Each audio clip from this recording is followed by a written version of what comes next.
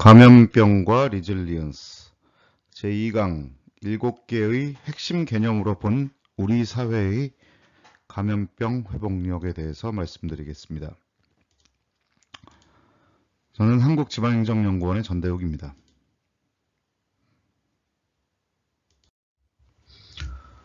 지난 강좌의 말미에 제가 이 그림을 보여드렸었던 적이 있었죠. 이 그림에서 나타난 바와 같이 동일한 충격을 먹었을 때 어떤 시스템은 원래대로 회복하는가 하면 어떤 시스템은 원래대로 회복하지 못하는 경우도 있고, 심지어는 이런 위기를 기회로 시스템의 발전을 어떤 도약을 해서 옛날보다 오히려 더 좋아지는 이런 차이들을 보이는데, 과연 이 시스템 내부에 어떤 영향들이 이런 차이를 보이게 하는가, 이거에 대해서 이번 시간에 제가 말씀을 드린다고 했습니다. 답만 말씀드리면, 일반적인 이 사회경제적 시스템에서의 이 시스템이 어떤 역량을 가져야 회복력이 있느냐라는 측면에서는 이 시스템이 가지고 있는 적절한 수준의 남는 것들을 허용하는 마음, 즉 잉여성, 여력, 특히 이제 자원에 대한 잉여성을 의미하고요. 어떤 것들은 창의력과 학습 역량, 혁신 역량, 기술력, 자원과 정보의 원하는 흐름, 모듈화, 적응력과 유연성이 있어야 된다. 소수 의견을 존중하고 다양성이 있어야 된다. 참여와 소통과 사회통합이 있어야 된다. 다액적 거버넌스 체계를 이루어야 된다. 자기 조직화 역량이 필요하다. 권한 부여와 그걸 통한 어떤 역량 강화가 있어야 된다. 이런 다양한 얘기들을 하는데요. 결국은 이런 역량들이 갖춰져 있을 때 심지어는 위기를 기회로 만들어서 새로운 도약을 할 수 있을 정도의 회복력이 갖춰진다라고 얘기를 합니다. 학자들은. 이 세부적인 개념들이 왜 중요한지 하나씩에 대해서는 제가 다음 강좌를 통해서 좀 자세히 말씀드리도록 하고요. 오늘은 이런 게 있다는 답만 알고 되게 복잡하지 않습니까? 그렇죠? 이것들을 좀 정리한 개념을 가지고 제가 한국의 코로나 방역이 우리 사회가 얼마나 이것에 대한 대응을 잘했는지, 이런 영향들을 어떻게 보여줬는지를 조금 더 자세하게 분석해 드리도록 하겠습니다. 자, 국가와 지역사회의 회복력이라는 것은 과연 무엇이냐, 어떻게 했을 때 회복력이 갖춰지냐, 이런 것들에 대해서 연구들이 있었는데요. 그 중에 하나인 이 질적 지표를 소개한 연구가 있었습니다. 여기서는 다음과 같은 7개의 개념을 이런 지역사회가 회복력을 갖는데 굉장히 중요한 개념이다라고 이제 말을 하고 있습니다. 첫 번째는 성찰성이고요.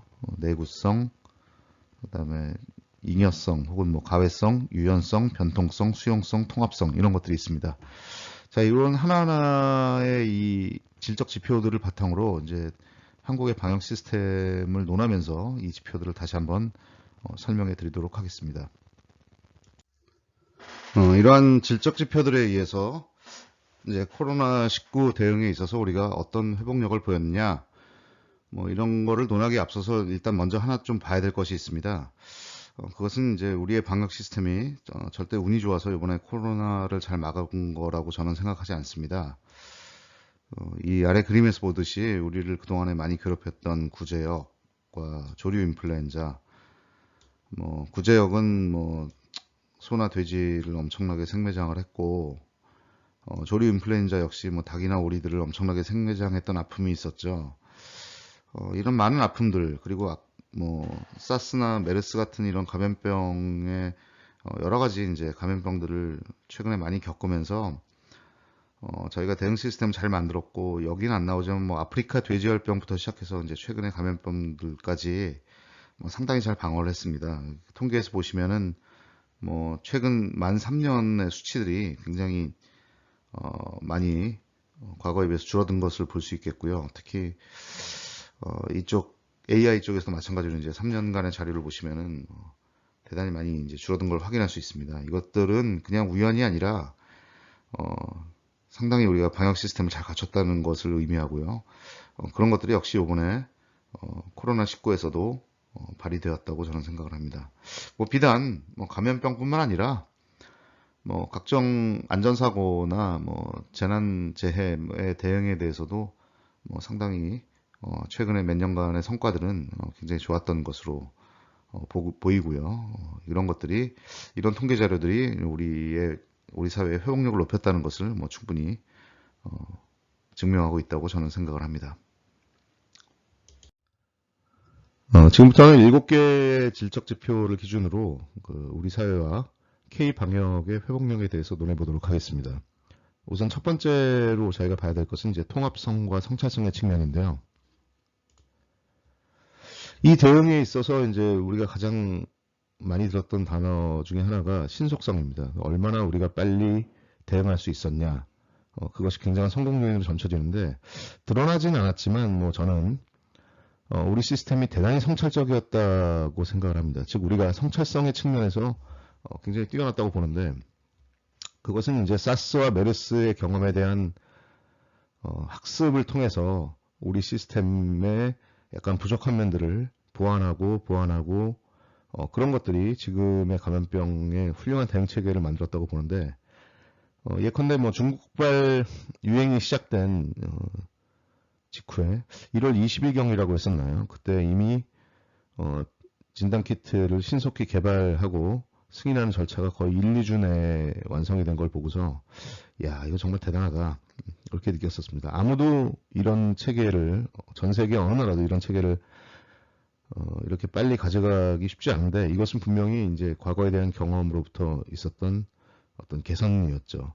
그리고 마찬가지로 첫 확진자 이후에 1월에 이미 즉각적인 대책본부와 그 다음에 기존 병원에서의 감염을 막기 위한 어떤 별도의 선별진료소를 구축했다는 점, 이런 것들이 대응에 굉장한 신속성을 보여주는 측면이라고 볼 수 있겠고요. 참고로 이 성찰성에 대해서 말씀드린다면, 이 독일 같은 경우에는 이제 초기 방역에 있어서 뭔가 자기네 시스템이 부족하다는 걸 알고 뭐 한국에게 협조를 요청했었죠. 이런 것들이 이제 이 감염병 대응이라는 하나의 목표를 위해서 자기네 시스템에 대한 꾸준한 어떤 그 반성과 돌이킴, 이런 것들이 지금의 어떤 독일의 성공적인 대응들을 낳았다고 보는데, 이런 점에서는 뭐 미국이나 영국 같은 나라들은 대단히 좀 아쉬움이 있습니다. 그렇죠?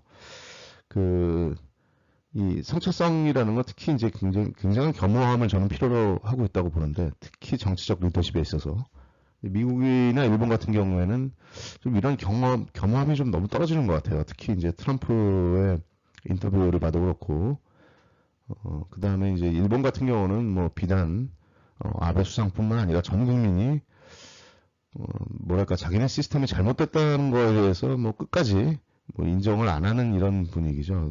지금의 어떤 파멸의 길로 들어서는 것 같은 모습들을 보여주는데, 그런 면에서 본다면 역시 어떤 정치적인 경제적인 목적을 떠나서 감염병에 대응하겠다는 어떤 그런 겸허한 마음과 어떤 집중할 수 있는 그런 역량, 그리고 이 성찰적인 모습, 그런 것들이 이 회복력에 있어서 대단히 중요한 요인이 아닌가 생각을 합니다.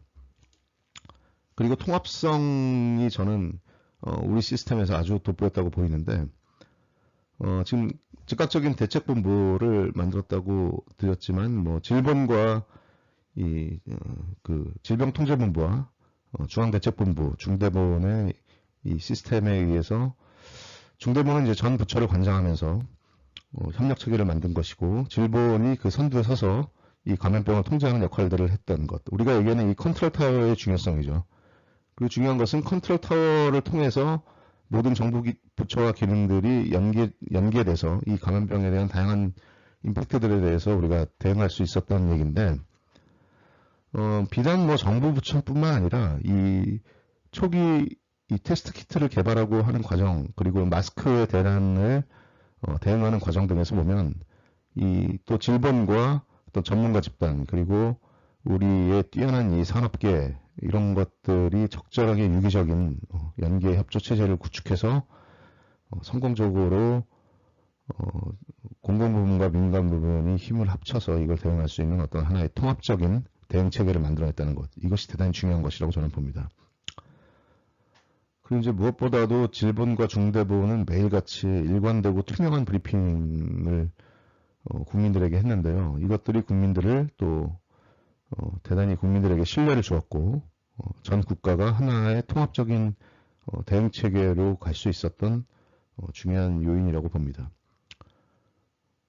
이 미디어와 SNS의 빠른 정보 전달 역시 대단히 기여를 했다고 보는데요.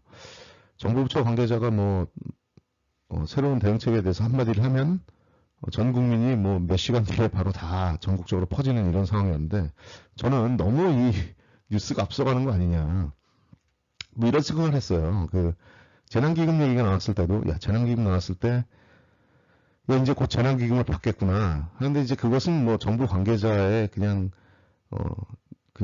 얘기였죠. 근데 그게 사실 실현되려면 또 시간이 많이 걸릴 수 있는데, 오히려 그런 것들보다, 현실보다 뉴스가, 정보가 너무 빨리 흘러가서, 야, 정말 너무 빠른 거 아니냐, 이런 생각도 했지만, 또 한편으로는, 그렇게 빠른 정보 전달과 소통이, 투명하고 민주적인 이 사회를 통해서, 대응 체계를 만들 수 있었다. 그리고, 우리가 디지털 와일드 파이어라고 하죠. 거짓말이 도는, 이 가짜 뉴스들을 또, 이 민주적이고 투명한 체계 하에서 걸러낼 수 있었던 점들. 이런 것들이 우리 대응을 아주 통합적이고 성찰적으로 만든 요인들이 아닌가 생각을 합니다. 이제 두 번째 질적 기준인 변통성에 대해서 말씀을 드리겠습니다. 이 변통성이라는 것은 필요한 자원을 어떻게 동원할 것이냐, 그 동원하는 역량에 관한 이야기고요. 즉 다시 말해서 이제 감염병이 퍼졌을 때 이제 병상을 어떻게 확보하고, 치료 자원이나 치료 설비들을 어떻게 확보하고, 인력을 어떻게 확보하고, 이런 얘기겠죠. 그렇죠?